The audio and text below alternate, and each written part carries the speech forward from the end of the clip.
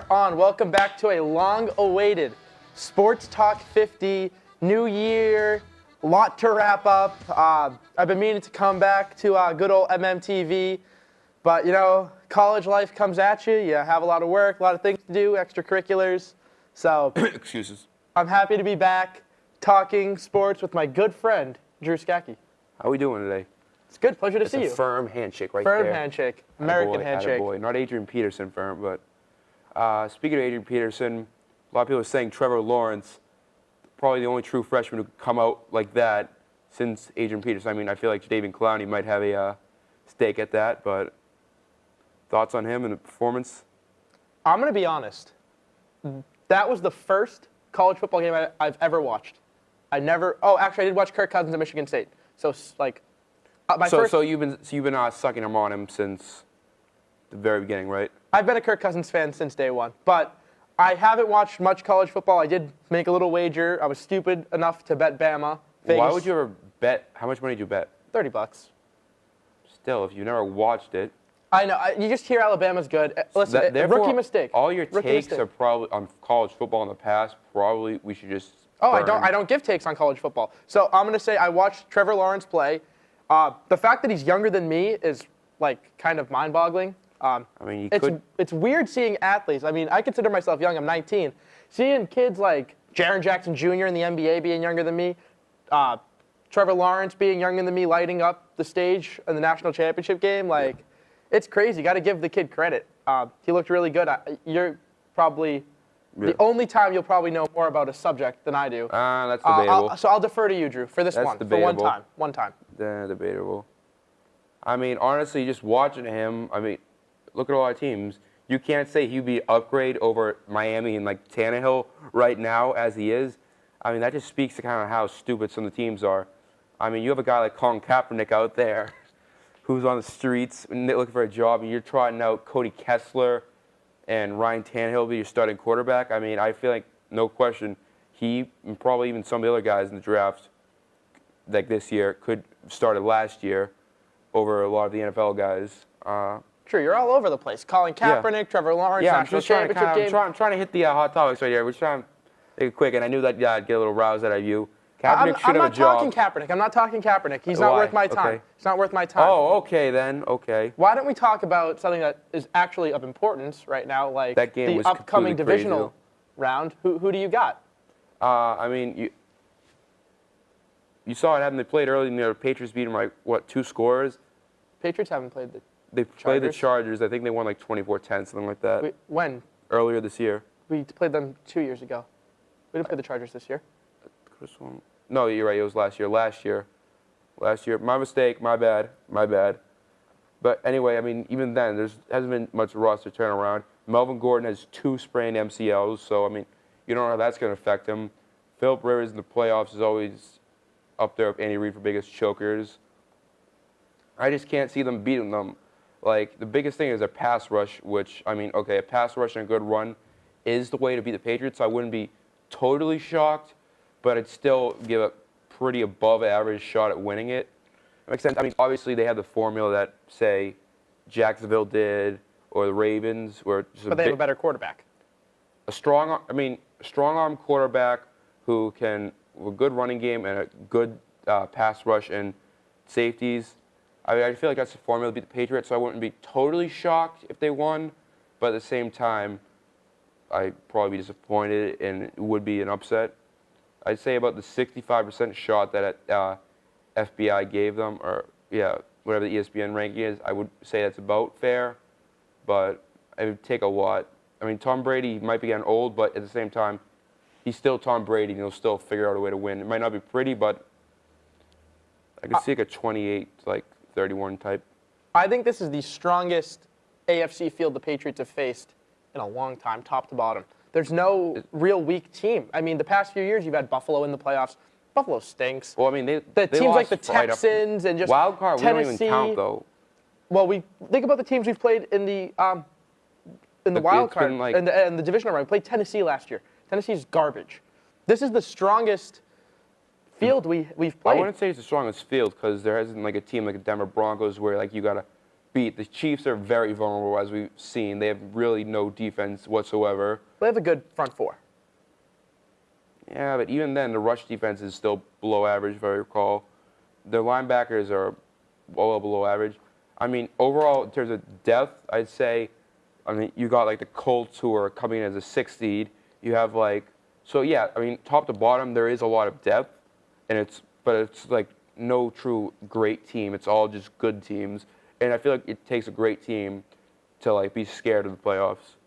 I'll give you that, but this is also, in my opinion, the weakest Patriots team that I can remember, probably since 2009, when we went 10-6 and lost to the Ravens. Because usually, even when we had during that 10-year drought, obviously Brady was hurt for one, and then 2009 was a mess. But even in that 10, 11, 12 that was range, bad. Yeah, and then the team still had high-powered offense. You had Gronk at the height of his powers, Welker still at the Gronk didn't come along till 2010. 10, yeah, but I'm saying in that 10, 11, 12, we went 14 and 2.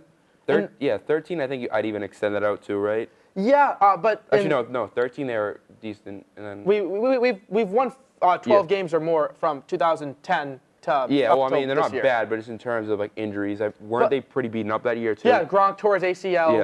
Yeah. That was the year they lost the Super Bowl, right? No, we lost to the Broncos. 2013, 14, we lost to the Broncos. 26-16 in the AFC Championship game. Yeah, top to bottom, this is the weakest team that we've had. Our receivers, our pass catchers are a mess. Our running backs are fine, but actually stoned. Don't even get me started on that. And then you have the defense, where at least we have a good secondary. So that's our only saving grace. But our front seven isn't great. We're not really getting to the passer. I don't know. I think this is as vulnerable as a Patriots team will be. But like you said, there is no behemoth. So like I said, would it shock me if we lost to the Chargers? No. But would it shock me if we were in the Super Bowl again? Absolutely not. No. I mean, I feel like if you get past the Chargers, okay, then like it's just full speed. They'll get to the Super Bowl if they win this week. I feel like they'll win the conference championship and then beat the Chargers, because I just feel like the Chargers are like the Chiefs, but stylistically speaking, the Patriots are better equipped to beat the Chiefs than the Chargers. But in Arrowhead, that's what you have to remember. When we won this year, we were in Foxborough. They're 0-5 in Arrowhead in the playoffs. This is a different animal, though. Patrick Mahomes, come on. You can't tell me Patrick Mahomes. Listen, I get that. I think it's a little overblown. He had a great season, but he's still towards the end of the year, starter. He kind of tailed off, I recall, too. But he's no check down Alex. Come on. And I like Alex Smith. I've always liked Alex Smith. I always thought he was a solid quarterback. Patrick Mahomes with that big playability, I got to say, the Kareem Hunt thing. But who's been the one who's always beat the Patriots? Not Hill. It's always been Kareem Hunt. Yeah. He's at what? He's averaged like 2 touchdowns with like 250 total all-purpose yards against the Patriots. Game one of 2017, he came in and kicked our ass. Same thing this year, game one. So I'm just saying, like, he's pretty much been the Patriots thing.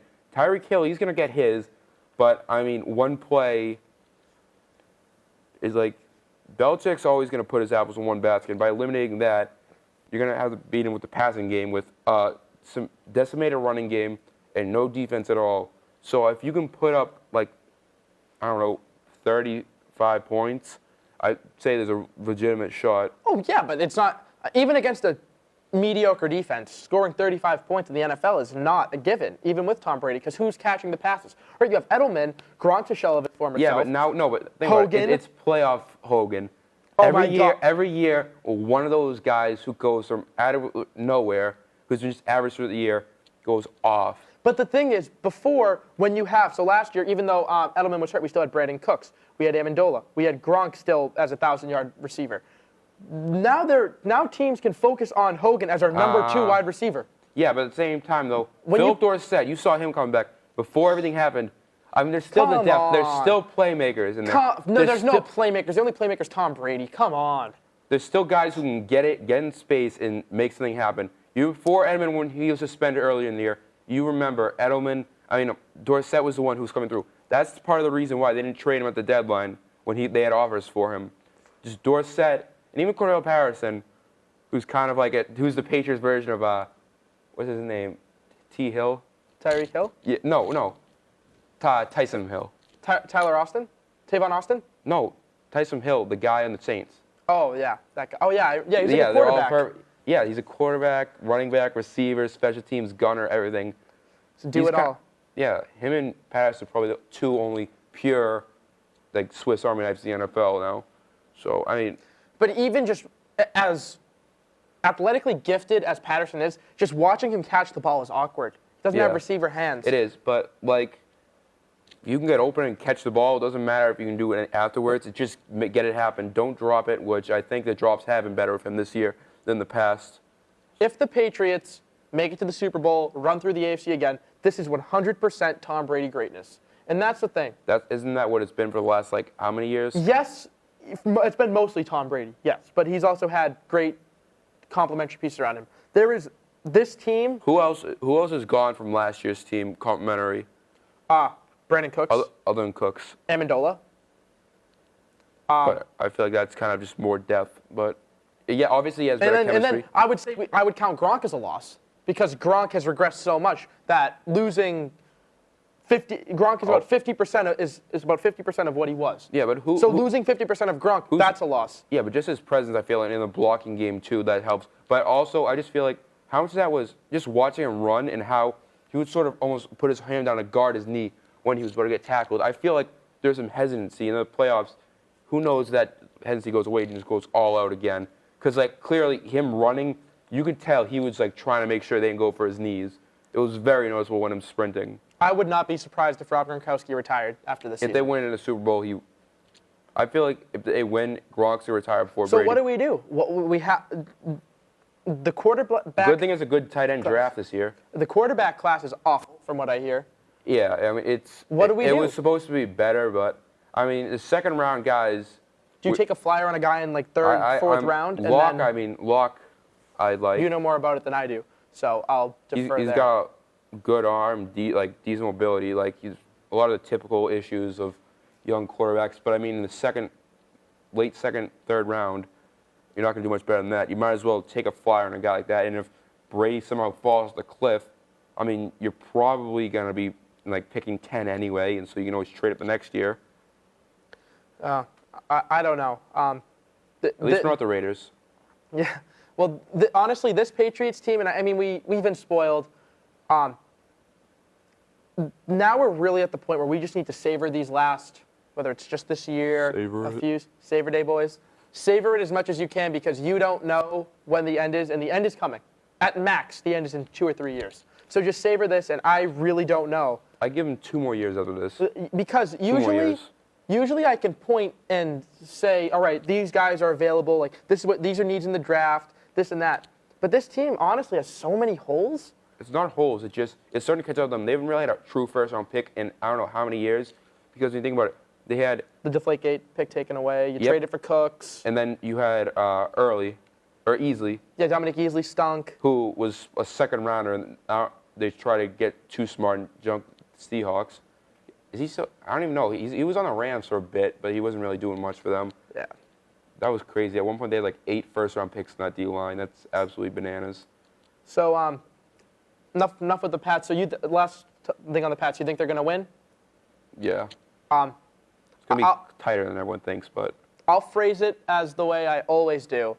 I think they should win, but I'm not making an official prediction on the Pats. Bad luck, bad omen. Quickly, because I do want to get into some basketball. Takes on the other 3 games? I mean, what is it, Saints, Seahawks? No, Saints, Cowboys. That's no. right. Wait. Yeah, No. the Seahawks won the division, so it'll be the Saints, Cowboys. No, Saints, Eagles. Saints, Eagles. Yep, Saints, Eagles. Saints, Eagles. So that's going to be a good one. Honestly, if the Eagles win that game, they'll win the Super Bowl. I don't care what you say. If they win that game again, they're winning the Super Bowl again. Like, that'd just be crazy. And then it's Seahawks versus... No, Seahawks lost. Oh. Cowboys, You got Rams. me doing that now. Cowboys, Rams. All right, and then that game, the Rams are just going to go right past the Cowboys. They had a nice run getting Cooper back. It's going to be interesting how that contract plays out next season. But, just the Rams are too talented, too deep, even with all the injuries. They're healthy again. They kind of sandbagged towards the end of the year with Gurley and whatnot. So I feel like now they're healthy, good to go. Watch out for the Rams. And then Colts, Chiefs? Colts, like I said, it wouldn't surprise me if the Chiefs get upset just because of history. I can't see them making the Super Bowl if it's not the Pats. I mean, that Indy defense is sneaky good with Darius Leonard at the helm. They've gotten better at all three levels. Offensively, they have the best line in the league. I mean, so the run game is always going to be there. I mean, you saw it with Dallas a couple years ago. So, and we'll see. It's going to be an interesting week because as a whole, there's so much parity in the playoffs this season. You can't really make too many guesses and be confident like previously. So it's going to be fun to watch. My big take is when it comes to the Eagles, they will either win in a blowout or they'll lose. I don't think there'll be another tight win. I think that the Eagles will come out like gangbusters. If not, they're just going to get smoked. I don't think that it'll be a tight game. I do think that with the Eagles, Nick Foles is magical, but I don't. 9 inches, I'm telling you, 9 inches. I don't know if they have it in them, and I think Vegas does play a role in it. I really do think Vegas controls a lot of the game, and because the line's already gone down, it opened at 290, it's already down to 275. That was a few days ago. If you check again, it might even be like 240, 250 now. So if all the money's pouring in on the Eagles, so are you part of that NFL is somewhat rigged? I think all sports are. Right. Okay. So depending on it, I think within reason. But if everyone is betting, if 60% or more of the money is on one team, especially in like a game like in the playoffs, I think Vegas always does have a little bit to say. Then the other games, I think they're all up for grabs, and that's what makes the NFL so great because you really can't predict how it. Did they rig it this time? Yeah, well, it's not watching what will they do. It's how is this rigged? Because will there be close and a double doink? By the way, probably the greatest thing I've seen all week was when they took the Pepsi commercial and photoshopped Ron Rivera out and put in what is my name? Matt Nagy? Not Matt Nagy. It slipped me, whatever. The Eagles coaches, and then they Doug Peterson? Yeah, that's it. And they put all the Carolina stuff and replaced that with Eagles, and they put the actual game footage into the Pepsi commercial. It's the greatest thing I've seen all week. I don't think I saw that, but you have to watch it on Twitter or something. All the games will be close, I think. Other than the Eagles, like I said, Eagles, Saints. I think that's going to go one way or another. Portnoy's take on how they should trade Wentz and how Eagles just don't deserve Foles. The thing is, if they win the Super Bowl again, if they win it again, what can you do? Now, I'm a Wentz guy. I've watched a lot of Wentz. I think he's unbelievable. I think he's up there with Mahomes as the future of the league. I think he's a combination of Big Ben and Aaron Rodgers. That's what I said when I would watch him. During last season when he probably still, even with the torn ACL, missing a few games, should have won the MVP. But if you have a guy win back-to-back Super Bowls, I feel like that would elevate him to almost Big Ben stratosphere. Like that sort of level. Would he be a Hall of Famer? I mean, you can't put him in the Hall of Fame. Not Hall of Fame, but getting close. Big Ben's a Hall of Famer. Big Ben's a unanimous Hall of Famer. But getting pretty close up in that rarefied air. The thing is, can you put a guy in the Hall of Fame for 5 games and 2 each? No, clearly not. But I'm just saying, he'd have a case. He wouldn't get in, but he'd be in that hall of very good players that we always talk about. It's just wild how he just comes in. 9 inches, I'm telling you. All right, now let's move on to the hardwood. The Celtics, I'm very disappointed in. Why this time? We haven't talked about this since the summer. Fair enough. So I thought they would come out of the gate like Bill Simmons thought and just run the table and win 60-plus games. Obviously, that's not going to happen. That's not how it's rigged. The Celtics, I think they need to trade Rozier and Morris. And that's not because they're not good players. Just capitalizing their value. Yeah, they're gone after this year. And I still, after seeing this, and it's not just based on what I've seen this year. This team can't make a playoff run, though. I think we can. I think we can. Because I think guys will step up. I think if you give Jaylen Brown a bigger role like we saw, and you give Tatum and let Hayward as he comes back into... But he's probably your best 4 right now. I don't know about that. But either way, I want Anthony Davis. And right now... They can't get him. Not now. Oh, obviously, he has stockpile for the future. So the thing is, if our goal is to trade for Anthony Davis. So if you don't want to trade Tatum, what do you do? Because every single asset that we thought, other than, let's say, I'd say Tatum has stayed about the same, and then Kyrie, and then Morris, all of our assets have depreciated in value. The Sacramento Kings are right around 500. That pick. Yeah, but in the West, 500 is still outside the playoffs. Yeah, but so we were planning on that pick to be top 5. Right now, it's looking like that pick's about to be 10. Yeah, the 10th pick in the NBA doesn't have that much value. I agree with that. So let's just say we get the 8th pick. Let's say Sacramento slides a little bit. The 8th pick in Sacramento. Then they still 10th have. 10th pick in Memphis. 10th, 11th pick. Yep. And then unless Memphis goes lower, which. I don't think so. I don't know. If you have the 8th and 10th pick, though, okay, and then you package that with Jaylen Brown, and just throw in like. And you have to throw in a bigger salary to make it work. What if you just put those 2 picks, and say I don't know, Gordon Hayward. You can't do that because New Orleans doesn't want that.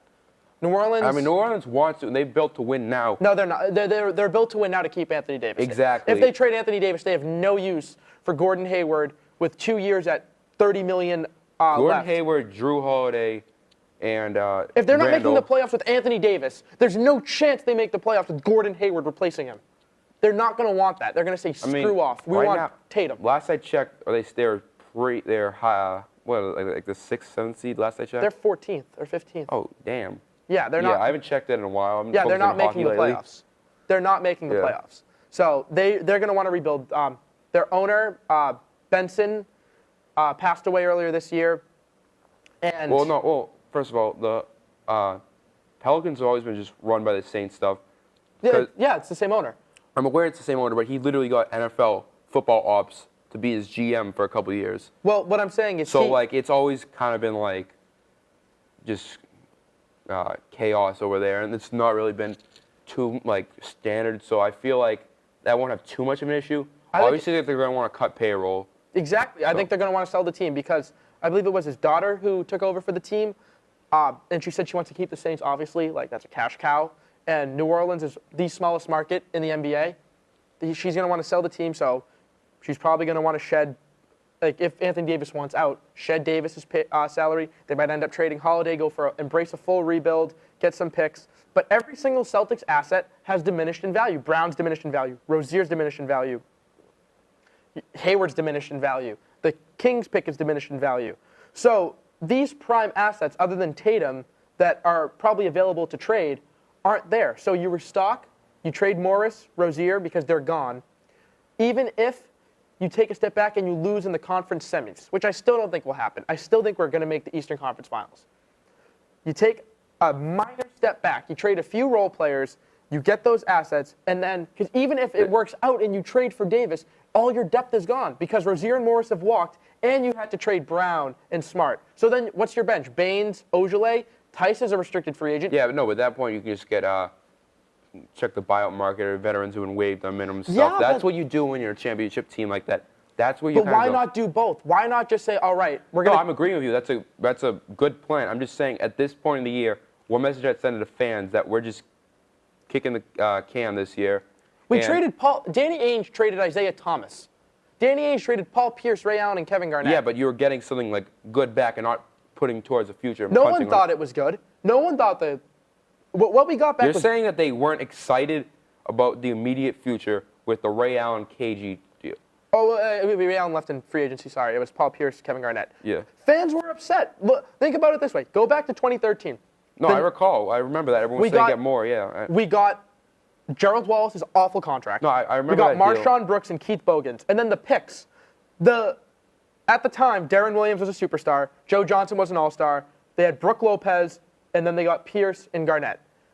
That first year, they made the playoffs. Those picks, and then the 17 and 18 picks, maybe, but that was 5 years in the future. Yeah. Fans weren't excited about that. No one wants to say goodbye to Paul Pierce and Kevin Garnett, even if it's a great move. That's the thing. Celtics fans get too attached to everyone. You get attached to Scary Terry. You get attached to Mook, this and that. They're nice. They're good players. They're going to get overpaid. Brad Stevens makes solid players excellent. Marcus Morris could get $15 million. Terry Rozier, if he became a free agent. Marcus Morris has always put up numbers like this, though, when he started. He wasn't as efficient, though.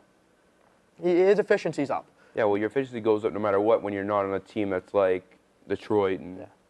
But I wouldn't mind. This is just your whole philosophy in general, though, I'm finding. Because you said trade Kimber before he goes to free agency. Trade Rozier. Like, you're hurting the immediate future when there's still a legitimate shot. But the Celtics aren't winning the title this year. And I don't think anyone really has a legitimate shot. The Warriors are winning it all this year. I don't care what turmoil they have. I don't care if Draymond calls KD a bitch. Now, KD could leave, and it could all crumble. But if you have a chance to get Anthony Davis in the summer, to pair with Kyrie Irving, Jason Tatum, and then Al Horford, who will still be a very good player, and maybe Gordon Hayward will be back. You have a chance to put that team together. Losing Marcus Morris and Terry Rozier for 3 months of the year, even if it's 3 critical months, it just bodes well for the entire team because it will allow Jaylen Brown to boost his value, it will allow Marcus Smart to boost his value, it will allow everyone to pick up the slack. Because look at last year. It was obviously in unfortunate circumstances, but we lost our 2 star players. And look at what happened. I think these guys can pick up the slack. Jaylen Brown even said it. It's hard going from averaging 19 points a game and being in Game 7 against LeBron James in the Eastern Conference Finals to saying, hey, you're our 7th man now. Just run the floor, try to create space, and cut to the basket and play defense. And take 8 shots a game when you were taking 14, 15. I think they can pick it up. I think that will allow Brown to be great. And then when you get to the bidding war, because think about what will be on the table. Philly could offer Ben Simmons. Philly's not going to offer them Ben Simmons. They could. Philly would not. Why? And listen, I love Ben Simmons. They're building blocks. First of all, you see how they're running the offense. They're running it through Ben Simmons. Exactly, and it works better when they run it through Butler. Now, I think Ben Simmons can be the best player. They could just run it through Embiid, period. But that make more sense. But they're clearly prioritizing Simmons, who's kind of the immediate thing. Embiid kind of developed. He's like the little brother, but Simmons is like the crown. No, Embiid's the crown. No, Embiid is, but Embiid's always been there. Embiid's the best player. Yeah, he is, but he's just coming along. Simmons was really like, okay, How? This is the first taste we have. How? Embiid was there before. Yeah, but Embiid 31 didn't play. games. Yeah. He had 31. Yeah, but Simmons. Simmons' first game, Embiid played 31 games in 16-17. No, Simmons played 0. That take was dumb, but you get the point. Simmons, I don't know. He just seems like the sexier one. Oh no. Embiid is the better player, but Simmons, I just feel like he's more of Simmons is my type of guy. I mean, I've been on the hill, and now I think LeBron is the greatest player of all time. But I was on the hill saying that Magic Johnson, before LeBron, was the greatest player of all time. Simmons has more of an impact on how your team plays stylistically, if that makes sense. But that's what I was trying to get at. But you don't want that now. In the NBA now, you don't want a guy who you need to cater an entire offense around. No matter how great they are, other than LeBron James. What makes Kevin Durant so great? You don't need to cater an offense around him. You can plug him into a team with Steph Curry, Klay Thompson, and Draymond Green, and he will fit in seamlessly. Don't you think they would have traded him sooner for Kawhi if they were willing to, though? Oh, no. Anthony Davis is better and younger than Kawhi. I'm just saying, they've always said that he's off the table no matter what. We'll see about that. Because there's we'll see what happens with Jimmy Butler. Jimmy Butler's gone. No, he's staying. Jimmy Butler's staying. They already have their agreement. I mean, he could, but just this stuff, he's just such a headache. I mean, I think that if Philly gets reassurance, because they'll cost the same amount, Ben Simmons and Anthony Davis. Yeah. And they're closer in age than you think. Anthony Davis is 25, Simmons is 23. So that sounds about right. So they're close. So they're closer in age than you think, even though Davis has been in the league longer. You compare Embiid and Davis with Butler, I think they do it. So let's go through the offers for Anthony Davis, because this is what the league's about now. Because no matter what, you could make the case that Tatum is only a step below Simmons, considering Simmons' deficiencies and needs to be catered to. That hurts his stock. So you can make the case that Tatum, the difference between him and Simmons isn't too much. And the Celtics have 4 first-round picks this year. Well, the thing is, I don't think the Celtics want to include Tatum. But what about the Lakers offer? Ingram, let's say the Lakers throw it all on the table. What would be your max offer? Let's say everyone just goes nuts. And the Knicks, let's say they get the number 1 pick. The Knicks are offering the first pick, Ntilikina, Knox, and then a future pick. So you get Zion, Ntilikina, Knox, and a pick, and then whatever else. The Sixers are offering Simmons and a future first-round pick. The Lakers are offering Ingram, Kuzma, Ball, Hart. Celtics are offering Brown, picks 8, 10, 17, and 24. Do you add Tatum? I mean, I feel like you can just put Tatum in there instead of Brown. And I mean, as much as it hurts, though, and you can save a couple of picks from the back and try to trade for another solid starter. Well, you can't really. I mean, that's it in terms of trades. No, but I'm just saying that kind of saves some of the assets. You can make another move down the road. I mean, obviously it hurts because he's the future, but another thing not off the table that I feel like you're not talking about, as much as it hurts and he's shown glimpses, trading Hayward and re-signing Rozier. No, that's off the table. We're not re-signing Rozier. He just doesn't have a place on the team. You can't be paying your third guard 10 to 15 million a year. Unless the market just goes upside down and Rozier's values, I guess, plummets and whatever happens and you can get him back for 5 to 7 million a year, he'll probably be on like a 1 year, like a qualifying offer type deal, then maybe you do it. But if Rozier gets anything north of 9, 10 million, he's gone. And then in terms of Hayward, he has really no value right now because he's only played 2 really good games, and they were both against Minnesota. Yeah, that was just more a calculating thing. Yeah, and I really thought that first Minnesota game, the near triple-double, that was going to really get him jump-started, and then he regressed. And now he seems to be doing better the more opportunities he does without Kyrie. I mean, they just need more court time to get that's why doing that, but he's you been get on the him in bench. Morris's place. You get him in Morris's place. But I think by the trade deadline, you trade Rozier, you trade Morris, you either get back a young player or you get back I wouldn't trade assets. both. I'd trade one, but getting rid of both, that's just too much depth. No, because you'd probably be getting depth back. Let's say Phoenix offered you. Now, I don't think Phoenix is going to offer their first-round pick anymore. Let's say Phoenix goes with the Milwaukee pick, Elliot Kobo, and DeAnthony Melton, who they got from the Rockets, who a lot of people like. You take that for Rozier? I would. Mid to late. First of all, no one's going to give him a first-round pick for half a season on a team like Phoenix that's losing. Well, Phoenix would because then they'd have his rights. Okay, well, I'd do that trade, but that trade was on the table. That trade was definitely on the table. Right before the year, and then they canned their GM. That was before the year. I heard Phoenix almost offered their own first-round pick for Rozier. Protected. I think it was like top 5 or 10 protected. But we would have eventually gotten a Phoenix Suns first-round pick for Rozier. But either Ainge said no. No, that was before McDonough got canned. But I still think you can get a first-round pick for Rozier. If you can get a first-round pick for Rozier, I'd take that. You but definitely you're can. not going to get that. Yes, you can. Houston. How about Houston? Yeah, but you take a 30th. It's not going to be a 30th pick. That's mid. I'd go. Would you go 2 first-round picks for Rozier and Morris? I would. If they were willing to offer 4 for Butler, I think they'd offer 2 for Rozier and Morris. Yeah, but that would have made them OP, and they're kind of just desperate. I wouldn't trade both just from a team standpoint. You can get by with just trading one of them, but you can't trade both of them. They just why? We lost Rozier. We brought back the same exact team, and we lost Irving and Hayward. If we can survive losing Irving and Hayward, we can survive losing Rozier and Morris. I don't know. I just feel like that second unit would take too much of a hit. We need to open up. You want Brad minutes. Wanamaker running your second offense? He wouldn't be. Yeah, but eventually someone's getting hurt. Someone's going to get hurt. Oh, that's a fact in sports. You can never have too much pitching. Someone's always going to get hurt. But the thing is, they're leaving after this year. What's this team ceiling? Making the finals and losing to the Warriors. There's a fine line between going for this year and protecting the future. If you want to trade one of them, by all means, go for it, especially if you can get a first rounder. But don't trade both because just overall, that just affects the team too much, one thing. And that sends a message to the fan base, which ownership would never approve of, that says, this year, yeah, we might not think we have too much shot. Well, they're not. That's the real intention. How many times have Celtics fans been cock-teased with Kevin Love? And this one, Kevin Love was great, back before he got traded to Cleveland. Kevin Love, Blake Griffin, Jimmy Butler, Paul George, No, but you don't see Kevin ownership Durant. on a team that's competing. How many times have we just backed out of a trade? It was the right move.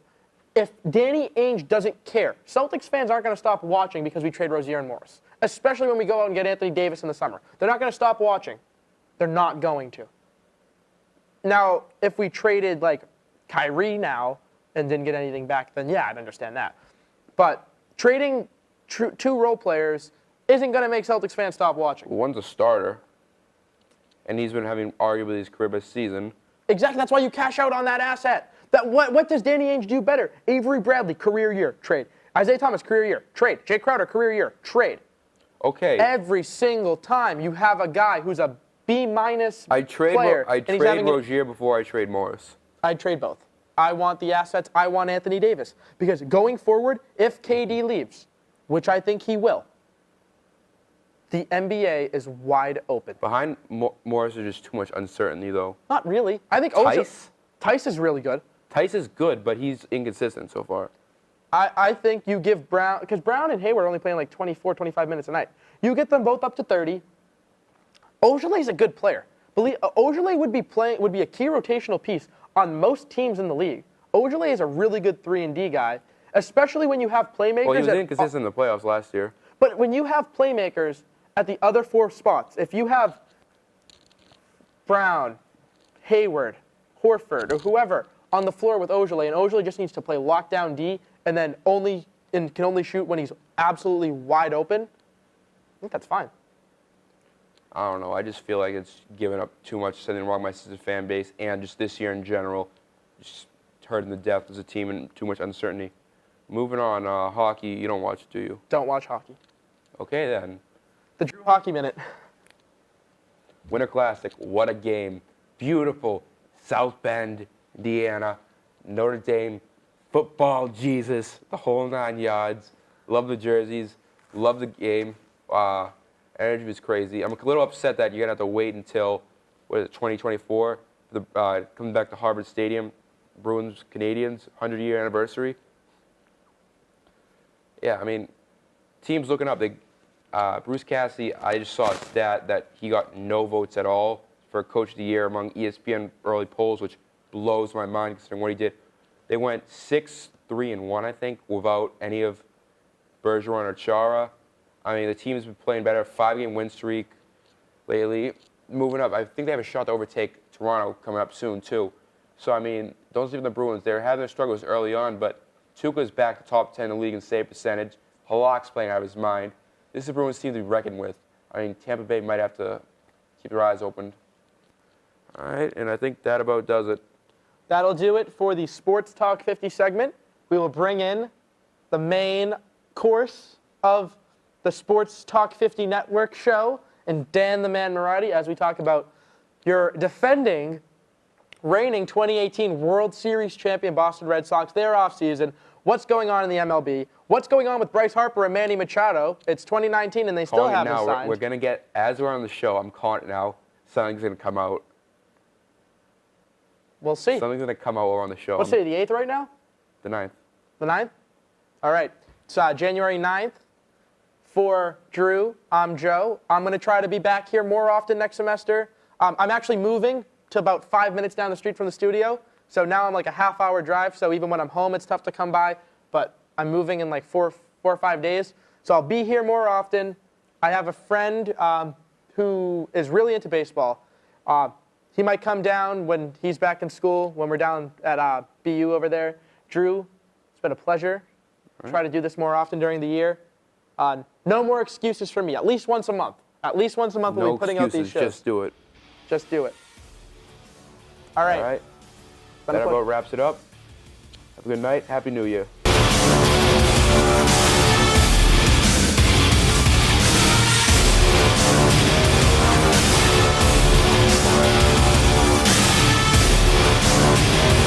Sports fans, Red Sox Nation, welcome back to the 2019 edition of the Red Sox Talk 50 show. I am so excited to be joined by Dan Marati. It's been a while. So this is an annual show now. You said the 2019 edition. So we'll see you in 2020, I guess. No. It is a show that I need to make more time for. I had a big semester at school, and it's been tough to plan everything, but as I mentioned on the Sports Talk 50 That's show why with God Drew, created calendars, but what are you going to do? I am moving to a location that is much more convenient and conducive to a schedule at the studio, so I will be trying to make at least a monthly show with Dan, as we discussed. Monthly? Monthly. All right, monthly. We're trying to plan on some special guests. I have someone I know from school who is a very good baseball mind who would be excellent on the show, really provide some good analysis and data and stats when it comes to discussing the Sox and baseball. And then, I can't mention it now, but a very famous sports personality who I will be trying to recruit to call in and discuss the state of baseball. I believe we're thinking of the same person here. I remember we had talked about doing a Sox Talk 50 road trip. Oh, yes. Down to that neck of the woods this summer. And perhaps you could set up maybe an interview there. Oh, you could meet the gentleman. That would be a pleasure. I am a huge fan of his. We're not mentioning the names. But we haven't even figured out the dates yet, so there you go. A lot of time to plan. He does follow me on Twitter, which is one of my biggest accomplishments. Poor man. Who knows what our producer Drew is saying over there. Now, Dan, we He haven't. just carried you for 45 minutes. He carried me. He carried you. Yeah. We'll talk about that All right. at dinner. All right. What do we got now? We got some baseball. Okay. Red Sox won the 2018 World Series championship. That's old news. I don't care. Let's talk about what is happening with free agency right now. There's going to be another strike because these players are getting so much less than what we thought. I saw something where David Robertson signed for less money than I think it was like Brandon Morrow signed for in like 2009. Is David Robertson worth more than what he signed for? I don't think so. Well, the market's changed in even 5-10 years ago, which is crazy because as all the other professional leagues have seen their salaries explode, the MLB players' wages are stagnant. Mark Teixeira signed 10 years ago, 8 years, $180 million. Would name an equivalent player now. I don't think Anthony Rizzo is going to get that. I think the ownership and the teams are tired of wasting money on players that don't deliver in those long-term deals. But what I think the problem is the luxury tax. Because the luxury tax, it's really a joke, and it offers an excuse for teams not to spend. It almost acts as a phantom cap. Because the Red Sox had the highest payroll ever at $237 million. They went over the second threshold where they slid 10 slots in the draft. They only paid $12 million in luxury tax payments. Do you realize in the NBA that the Oklahoma City Thunder are paying, I think, close to $70 million in luxury tax payments? $70 million in luxury tax payments. Basketball, I was not aware of that. In basketball, if you're up to over $30 million over the luxury tax, which is very common now because the luxury tax is at $124 million, you're paying $5.25 for every dollar you're over. Wow. So it's not like baseball has that penalty. It's not like teams are paying $50 million or they're paying $2 on the dollar or $5 on the dollar. The Red Sox are paying $12 million in luxury tax. I think my concern would be not how much the top tier is getting, but in the long term what the bottom rung is getting. I would like to see baseball implement some kind of a system where there's a minimum amount these teams have to spend. Salary floor. You got it. Because you have even though you can't really throw Tampa in it this year, they seem to be trying to put 45 cents into their 2019 team. But, you have the proverbial teams every year that seem every other year they're going to scrap their plans and rejuvenate the system, so to speak, and they spend virtually nothing on the major league team. What I would do is, since some teams realize that if they can't afford, let's say you have a team and you realize you can't afford to keep, let's say the Orioles. You couldn't afford to keep Manny Machado. I think you can't spend more than 2 years below the line. I think you can take a year to tank. That's a great way to put it. But if you want to sell off some high-priced players to restock your system, you're not going to make the playoffs, you can have 1 year, let's say, below a $90 million payroll or an $85 million payroll, whatever you want to call it. But you can't spend more than 2 years below that. It's the same thing in basketball with the tax. If you're over the tax for 3 years, you're in the repeater tax. And they should, and I would say if they went that route, they should have to reinvest the money they're allowed to go under in the future on those same players once they reach, a comfortable major league status. Yeah, there has to be something because tanking in baseball is becoming a problem. It is becoming a big problem. And the problem is, even when it comes to other sports tanking, there's an immediate incentive because think about it in football. You tank, you get a Baker Mayfield, the Browns go from going 0-16 to 7-8-1. Yep. So at least you get to see a young, exciting player immediately. Same thing with basketball.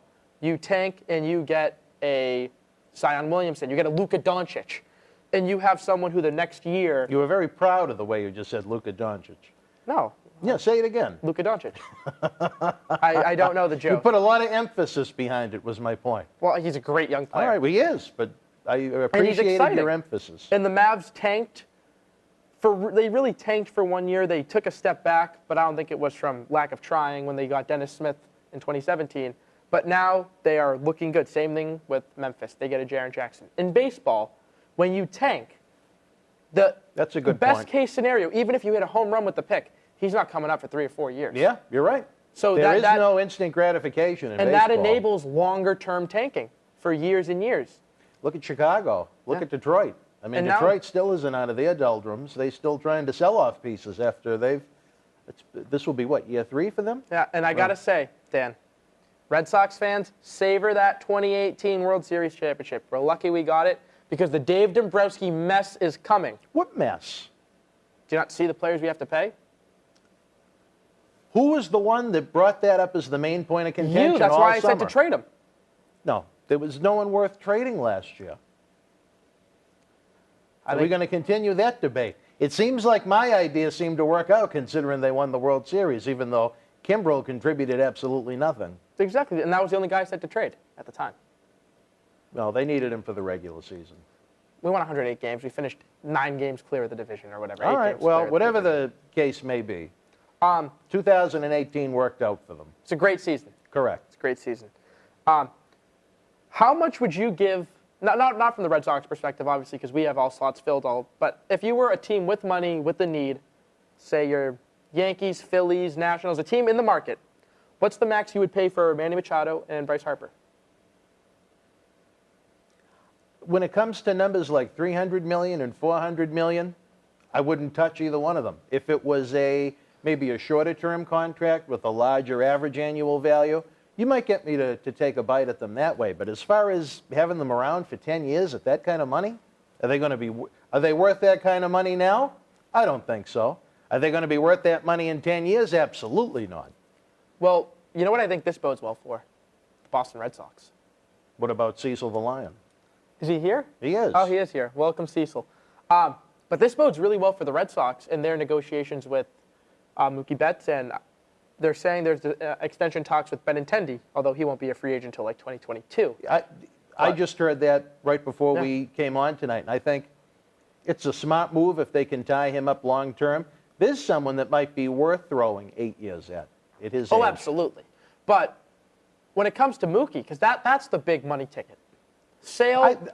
I'm certain they're going to spend the money on Mookie. But will he be more willing to come to the table and negotiate an extension now, coming off an MVP season where he's still going to be 27, rather than reaching free agency going into his age 28, 29 season?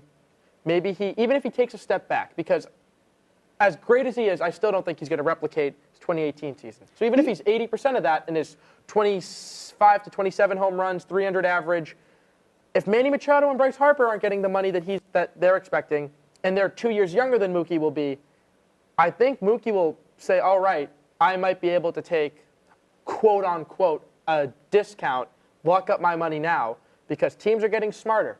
And Mike Trout will be a free agent as well. So I'll have to compete with him the same way Bryce Harper and Manny Machado are competing. And it's going to be a... Trout's a free agent the same year Mookie is? Yes. I didn't know that. Okay. Once you hit $300 million a year, I mean, what are you really talking about? That's more money than any of us could ever spend. Well, I think for them, it almost becomes a sense of pride, like, hey, I'm the highest Ego comes along with it, right? Almost like stats on a baseball card. But I mean, Mookie, how old is he going to be as a free agent? 28. 28? I'd give him 8. I'd offer him 8,240. I don't know if he'll take that. I think he's rejecting close to that now. You think they've put that kind of money on the table for him? I think they have. Really? Well, maybe they have. He seems to be content going year to year, and you know what? That's fine. He's still making a very, very healthy payoff. Whether they go to arbitration this year or he accepts what they offer to him. Well, look at it this way: of the younger stars, so guys who have reached their status as getting their first big contract. Mike Giancarlo Stanton signed his $325 million extension with the Marlins. Do you think he's getting any more than that if he were to reach free agency now? Now? No. No. And then look at Bryce Harper and Manny Machado. I heard that the Nationals did offer him 10 years, $300 million, and he declined it. He may still get more, but if he does, it's going to be what? 10 or 11 years for 320, 330? Was it worth the risk? Like I said, if you reach $300 million and you're comfortable in the place, what more do you really need? If he goes, just say he gets 350, and he goes to Chicago to play for a lousy team he's miserable on, the second-tier team in the market, is it really worth that money? What is he going to do with the extra $50 million? Not that $50 million is anything to sneeze at, but, I mean, once you're talking into the 9 figures, it's just, to me, irrelevant. But like you said, ego does have something to do with it. Harper is great, but is he someone I'd spend $40 million a year on? Absolutely not. looking at potential suitors, the Dodgers, they made a big move trading Yasiel Puig, Alex Wood, and Matt Kemp, and taking on Homer Bailey's atrocious contract that's shorter term and then obviously less money than the 3 guys. Yeah. They could be a suitor. They obviously did have Machado. They're saying they could be interested in Harper. The Cubs, they say, could be interested in Harper.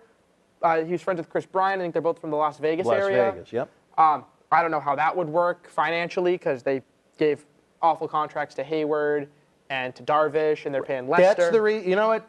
Hayward is a perfect example of why these guys are getting less than anticipated right now. Well, he's a perfect example of a guy that has.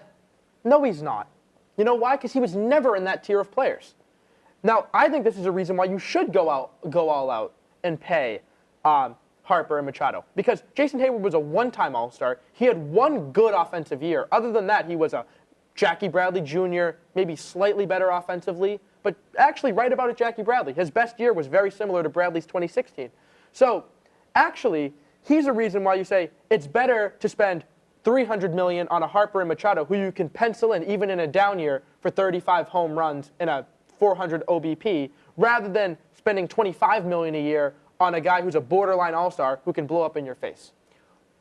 I'm not talking about him particularly as far as his statistics go. I'm talking about giving out large contracts that overpay the person for what they contribute, and then being stuck with it. Right now, the Cubs would love to get rid of Hayward right now. Obviously, but that's when you're talking in terms of that money, that's a relatively mediocre player getting an absurd amount of money. Well, okay, It's like saying, would you rather spend? I'll go back to basketball. Would you rather spend and it's obviously different money because of the way the CBA is, but the max $190 million for Kyrie, or slightly go dumpster diving and pay $120 million for a Goran Dragic?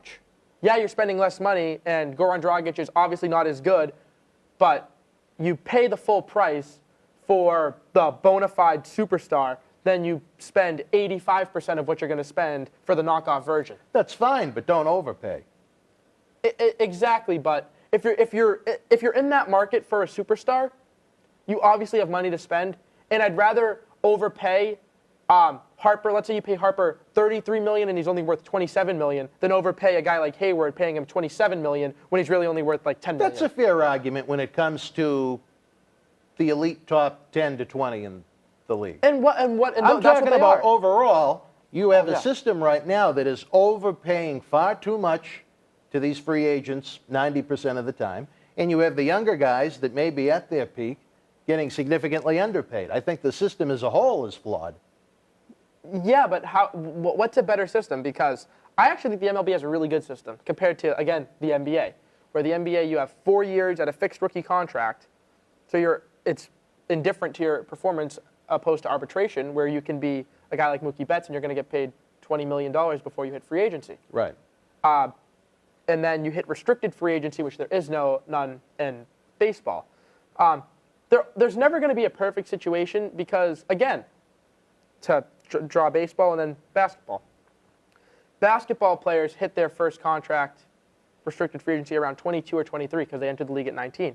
In baseball, they're usually entering the league around 23, 24. Right. So that means they hit free agency between ages 27 and 30. So then you're paying for the latter half of their prime. Right. Whereas in other sports, you're paying for their prime years. Well, that's why I think it's a flawed system to some extent. Maybe when they renegotiate the deal with the union, you look at, instead of arbitration, some sort of a 3 years, as it is now for the first 3 years where they really don't have much say. Maybe 1 year of perhaps a restricted free agency, and then they go unrestricted after 4 or something like that. Because these contracts, 90% of them aren't worth it. But that would really screw over a team like the Red Sox, who, even though their players are getting big raises in arbitration, Mookie Betts still isn't getting as much money as he would in the open market. Xander Bogaerts isn't. Benintendi won't. Even Jackie Bradley. Go through the list. None of them would be getting that. I'm talking about the league as a whole. Oh, I know, but I'm just saying. What's gone on the past 2 years with free agency? It's just, if anything else, I guess boring is the way to describe it. I know, usually, free agency in baseball develops so much slower. NFL and NBA, first day of free agency, they have the tampering period. All the deals are signed, just the ink hasn't dried. The ink hasn't been put to paper. And then as soon as it hits 12 a.m., the deals are signed. Yeah, they're ready to go. In baseball, these things just unfold and unfold and unfold. I remember, J.D. Martinez last year. He was the top free agent. Took him till February to sign. Prince Fielder, a few years back, took him a long time to sign. And then when you look at J.D. Martinez, he was supposed to get $210 million. That was the prediction. That's what Scott Boras wanted. Even if that was shooting high, they said he was going to get at least 150. He got 110.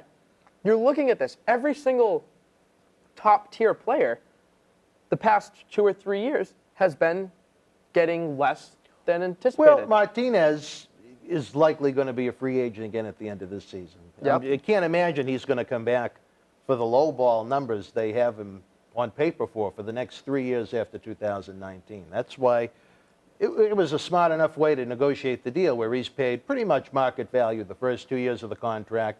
Then in case he tanks the first 2 years, I think it's only maybe $15 million or so the last 3 years. So they're going to have to renegotiate with him either way. So what do you think of the Eovaldi signing? Was that an overpay in your mind? An overpay with some upside. Okay, here's a question I have. Let's say Nathan Eovaldi did the same exact thing, but he stayed in Tampa, they don't make the playoffs, and he finishes the year on a good note. Let's say he finishes the year with, I don't really pay attention to record, but 150 or so innings and a 3.5 ERA with really good stuff. How much does he get paid? Maybe 2/3 of that? Not even close. You don't think so? I think he'd be looking at a 2-year, $30 million contract. Just half, less than half of that. Maybe you're At right. most. But that's what happens when you get put on prime time, baby. So the thing is, Very happy to see him back. You don't know what that rotation's going to look like in 2020, and at least you can say now is, okay, we at least have Eovaldi and Price going forward the next 4 years now. Sale, everybody loves Chris Sale. Everybody loves what Chris Sale can do when he goes out and pitches. The problem is he misses a lot of time when he's supposed to be pitching. Would you put forth $30 million a year for him? I think it's a great risk. it depends on the length of the deal. If it's a 7-year, if it's more than 5 years, then no. If it's a 3 to 4 year deal, I would say he's too good not to. 430 maybe? 4 for 120, I would. I'd even go 3 for 35. You're very generous with other people's money, Dave. Well, I would rather pay the extra money for the shorter term deal. Without a doubt. Without a doubt. What would you rather do? If I was the general manager, I'd try and work something out for $30 million a year, with maybe not one option, but maybe a couple of different options. Vestings? Yeah. Vesting options? If he's healthy and he earns it, you know what? Give it to him. Yeah. I think vesting options are the way to go. I just don't want to see the guy break down completely, and then they're stuck with an awful lot of money, and the Red Sox don't insure most of their contracts, so they're stuck paying it out of pocket. And I think what we've seen the past 3 years is the best out of Price you're going to get. I don't think you can expect more out of Price than 15 wins and a 3.5 ERA. As long as he doesn't decline, it kind of is what it is. Yeah. They had to overpay to get him as he really didn't want to come here. Yeah, exactly. And they needed some stability in the rotation at that point. Do you see a lot of parallels between Price and Lackey? As in, he was hated. Yeah. We signed him as a free agent. He was hated, comes out and is a World Series hero. I think Lackey overall was just kind of a lousy human being. I think Price is a very sensitive human being, and it just comes out wrong a lot of the times to the point where so many people dislike him. But even if Lackey was a shitty human being, I think he was more built for Boston. Yeah, I know. Well, you know what? He said he didn't care, but you didn't go to bed with his conscience at night. No. You don't know what might have kept him up late at night. Did he say the right things, basically F you, when he was asked about it by the media? Sure. Price? No way. He says his piece. But I think Price will be revered more than John Lackey at the end of the day. We'll see how he does the next 4 years. Now, to me, Xander is going to be the question. I heard this is a few weeks or maybe even a month ago, I heard that we'd be willing to listen to offers on Porcello and Xander. But Dombrowski shot that down pretty quick. Of How course. true that is, I don't know. I mean, it's all posturing. You never know. What kind of money would you throw at Xander? 6 for 25 a year. Really? I'm a Bogarts guy. I think he's great, but I don't think He's only worth 25 years old. You think he's a $25 million a year guy? You have to look around the league. What are guys getting? You have to look at the market value. That's the thing. And we If you were to rank the shortstops in the American League, where would you rank Xander? Off the top of my head, Lindor's above him. I think, is he better than Glaber? I don't know right now. I still think he's better than Gregorius. You think of the other teams, I mean, Baltimore's no real shortstop, neither with the Rays. Just off the top of my head, Lindor and Correa are the only ones I'd have above him. And then in the league, Lindor, Correa, Seager if he's healthy. Who else is another elite shortstop? $25 million a year for what he's produced. Yeah. I think 20's kind of stretching. No, You think he's going to get $20 million today isn't that much. He'll get at least 20, 25. He will. Really? You think Xander Bogaerts is going to get $25 million? Yes, because you want me to tell you what's happening? Thumbs up or thumbs down? I really can't see. Down? He'll get it. Oh, he'll get it. He'll get it. Get anyone who knows baseball. Not even 100? 6 years? I like the way you think if he'd sign Yes, it. yeah, there's no chance. I think maybe that's on, but what Drew just said in the back was 6 years, at least, $100 million. No, you have to go 6 years, 120 at least to even get your foot in the door. I'm saying maybe that's what he's worth.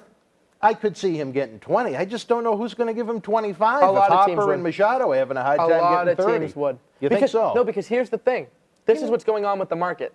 Same thing in basketball. There's a lot of parallels here.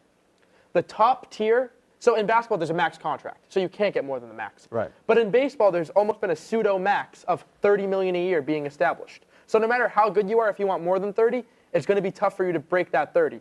But the very good players who are in that, let's say worth between 18 and 24 million, they're getting that all day long. Because teams would rather, like the Jason Hayward thing, they'd rather get 80% of a superstar than the full superstar and pay a little bit less. It's almost like a rich man's Moneyball, I guess is the way to describe it.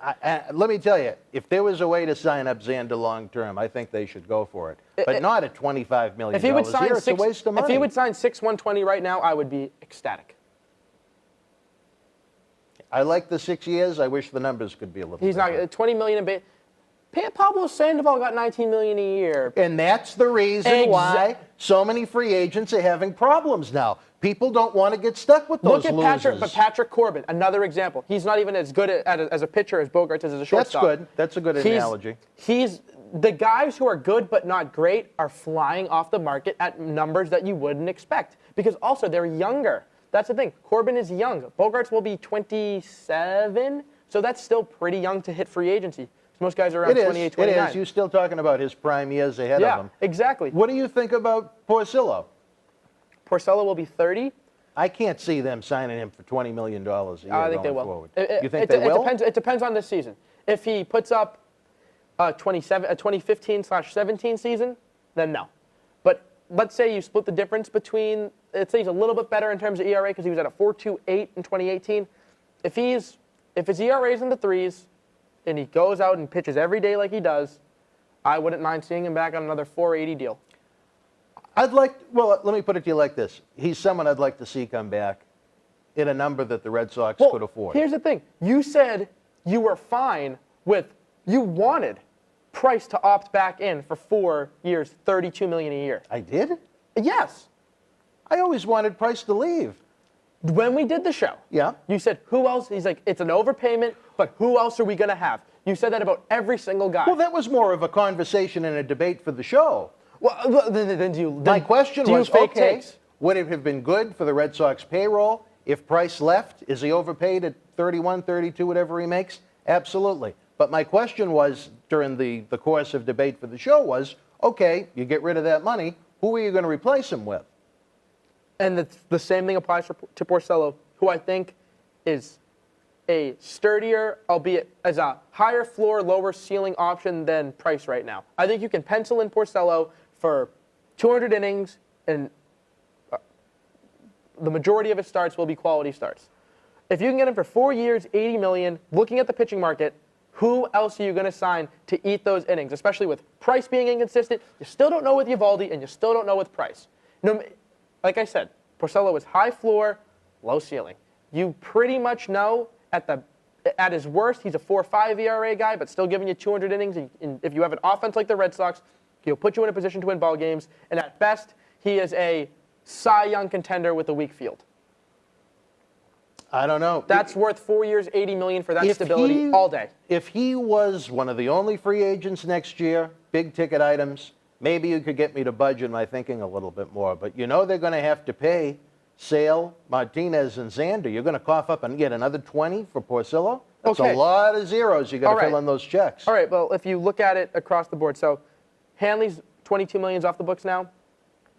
I wouldn't bring back Kimbrel pretty much no matter what if it's more than like a 3-year deal. So I wouldn't, even if it was 3 years, I still wouldn't go there at 17, 18 million a year. No. So Kimbrel should be gone unless he comes back on the qualifying offer again. That's the only way I would take Yeah, I Kimbrel agree. back Yeah. at big money. Let it, you know what?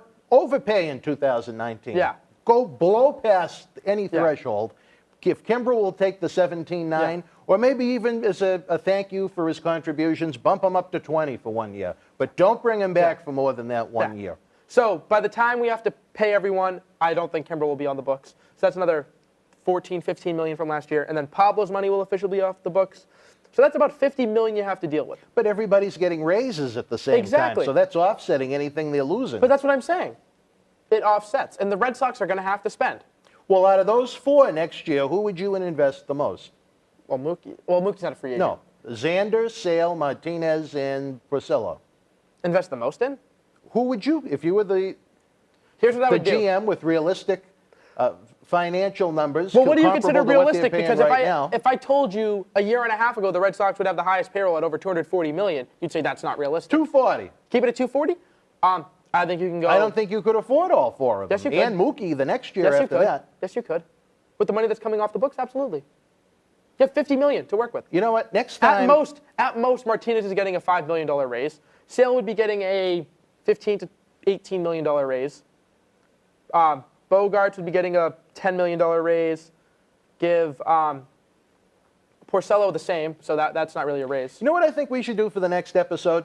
We'll prepare a little bit more than we do sometimes with the Just Joe thinking philosophy, but maybe we'll put the pen to paper, maybe even kind of like a group session with Drew and these other mystery people that you say are coming down to the studio, and maybe, not to say fantasy league baseball, but with $237 million of money to play with, since that's the luxury tax threshold, map out how the roster could look. Oh, or maybe would look if you I'd were love the to do that. GM. I've printed out we'll Excel play sheets. the GM. Play the GM. We'll play next time. All How right. about that? Now, that's a teaser. That's how we'll dive into the Red Sox pending free agents.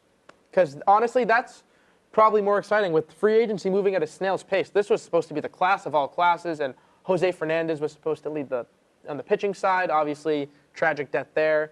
That's He who the didn't get Yankees much. wanted. He didn't get much. Well, that was the Yankees' master plan. Was they always wanted You think Jose. so? Oh yeah. How do you know that? Did you 'cause- talk with Cashman? No, but Giancarlo Stanton said that. He said that when we hit free agency, we're going to sign with the Yankees. He said like they had that plan together. So, I mean, they were best friends. I think that's as good of a. And you know, Miami wasn't going to pay. So. No. And Miami's an embarrassment. To baseball. Yeah, and they So- have been for a long time. So I think the Yankees would have gone all in because Ultimately, where do you think Machado goes? I think Machado goes to the Yankees. I agree with that. I think the Yankees, what they should do is sign Machado, trade Andujar for a pitcher, try to get Syndergaard. I don't know if I don't think Madison Bumgarner after the injury-riddled years, even though he's still only 29, I don't think he's worth it. But I don't think DeGrom's on the table. But a Syndergaard, just scour the league for whoever could be available. Use Andujar as a chip, sign Machado, and I think Harper goes back to the Nationals. Really? Well, that is the richest ownership, I think, in baseball, if I'm not mistaken. Oh. If anyone could open up the wallets at the last minute. But I tell you this, I just have an itch that he may wind up with the Phillies, where the Phillies seem so adamant about making a big splash in some way, shape, or form. I think the Chicago White Sox kind of get left out in the cold because I don't think either one of them, if all is fair in love and war, really want to be there. Yeah, and the thing is, how much would they have to outbid the market? Because Yeah. I don't think if Philly's offering 300 or the Yankees are offering 300 and Chicago comes in at 305, I don't think No, that but no. lifestyle difference. They're going to have to outbid the market by at Quite least a bit. 20 million. So, Yeah, or maybe price money, which I think was about 30 million Yeah. total more it took to get him to 'cause I think, come to Boston over St. Louis. I heard that St. Louis final offer was like 190, so that was like 27 million, whatever. Yeah. So I think you'll see. I think Philadelphia for Harper, Machado, New York, and geez, but that really reignite the rivalry. If it hasn't already. Well- I still loved. Oh, one last thing. One last thing. Thank you, Brian Cashman. Thank you. I still think he's good, but I used to think Brian Cashman had this huge master plan. He was planning for 2019. They have all these chips. They trade Andrew Miller. They trade Chapman. They trade Beltran and get back a top Much prospect. better return than the Red Sox got in 2014. Eddie Rodriguez is pretty good. Depends on the month. So I'm like, the Yankees have all this money, all this farm system. They're patient. They're not spending on mediocre guys like Jason Hayward or Yu Darvish as an example. Yep. I'm like, they're going to go out there and they're just going to have this stacked team and make trades and signings. And who do they have? They trade for James Paxton. They make various trades. They get like McCutchen and Happ and Lance Lynn. Not saying like they gave up all these prospects, but just if you go piece by piece. They haven't gone overboard. Yeah, if James Paxton is your biggest move and you've wasted, I'm not going to say, I don't think he's wasted, but you traded Sheffield, you trade Blake Rutherford, trade Caprillion, Mateo, you get Sonny Gray, that's your other. It seems like, again, another example of trying to build a team of borderline all-stars and overpaying slightly rather than just going all in. They would have been the star. They would have been better off. A-star. They would have better off going in and trading their prospects for Chris Sale rather than spending it piece by piece on a Paxton and then getting a Happ and this guy and that guy. And so we'll see. They still have money. They haven't really spent much. Although they brought back Gardner at $9 million a year. They gave Happ $17 million a year. And they traded for Stanton too, but it still feels underwhelming. Like when you look at the list, Just there's some doesn't names. quite feel like the Yankees yet. Yeah. Until maybe you're looking at a 94 or a 95 Yankees. Yeah. At this point, before they exploded the second half And of now, the decade. and now Glaber's panned out, and Judge, if you want to go back to the start of the rebuild, if you're looking at 2016, 2015, he's panned out better than expected. So the Yankees are still in a good situation. You want to know my favorite thing I'm looking forward to What? in 2019?